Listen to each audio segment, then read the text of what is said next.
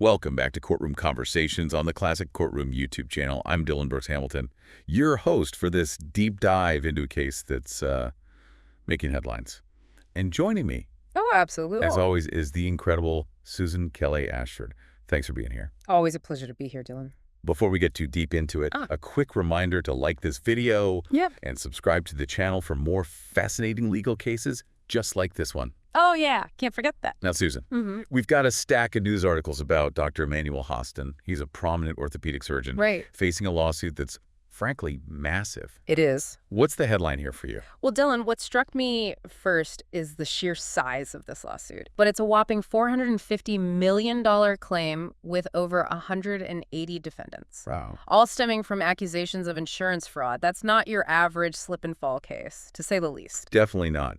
And the details, as we're seeing in this Daily Mail article, are pretty wild. Yeah. The lawsuit alleges Dr. Hostin and others were involved in this kickback scheme, performing unnecessary surgeries and then sending fraudulent bills to an insurance company focused on ride-sharing services like Uber and Lyft.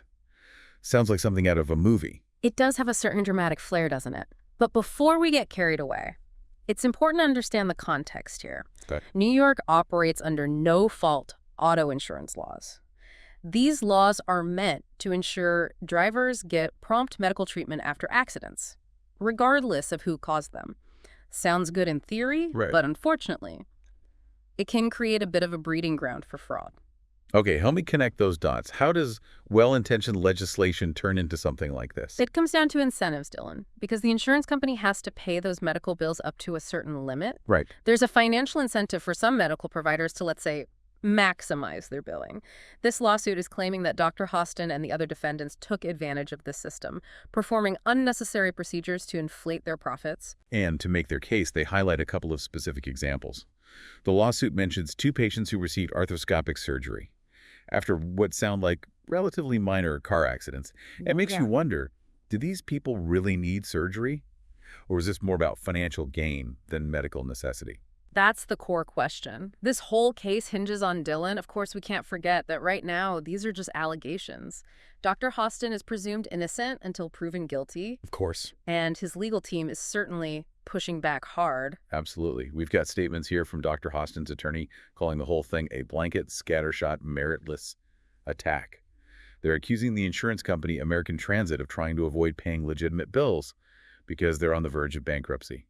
So we've got 2 very different sides of the story already. Classic legal strategy, Dylan. Both sides are trying to control the narrative.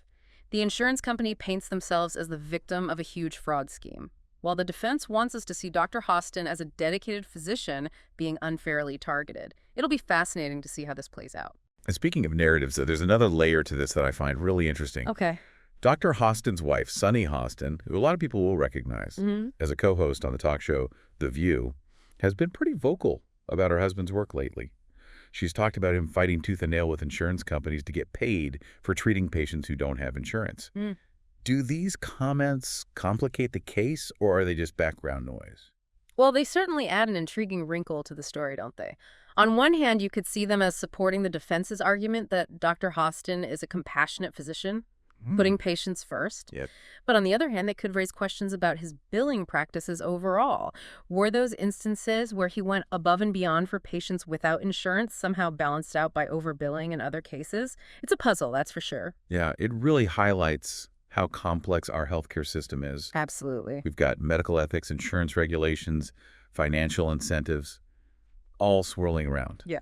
It's easy to see how things can get murky, even for someone with the best intentions. It is. And in this case, the Daily Mail article points out that Dr. Hostin's attorney is adamant that American Transit is using this lawsuit as a way to avoid paying legitimate medical bills. Wow. They're essentially saying the insurance company's using this as a scare tactic. There's a lot at stake here, not just for the individuals involved in this specific case, but for the integrity of our entire healthcare system. It's important to remember that the presumption of innocence is a cornerstone of our legal system. Dr. Hostin deserves a fair trial, and we should all reserve judgment until all the facts are presented. A powerful reminder, and one that resonates far beyond this particular case. In an age of instant information and rapid-fire judgments, it's more important than ever to remember that justice demands patience, deliberation, and a commitment to due process. It's like we're piecing together a puzzle, right? Yeah. We've got these seemingly contradictory pieces. A successful surgeon, accusations of exploiting a system, a wife defending her husband's work. What stands out to you as the most crucial piece to understand this case? It's tempting to focus on the big numbers, Yeah. the millions of dollars, the hundreds of defendants. Right. But I think the heart of this case lies in those individual patient stories. Were those surgeries truly necessary? That's where the line between aggressive billing and potential fraud will be drawn. And that's something we as outside observers can't truly know, right? Right. We're relying on these legal filings and media reports, but we weren't in the exam room. What kind of evidence would you need to see to form an opinion? Well, I'd want to look beyond the billing codes Yeah. and dig into the medical records. What were the patient's symptoms? What other treatment options were considered? Expert testimony will be crucial here.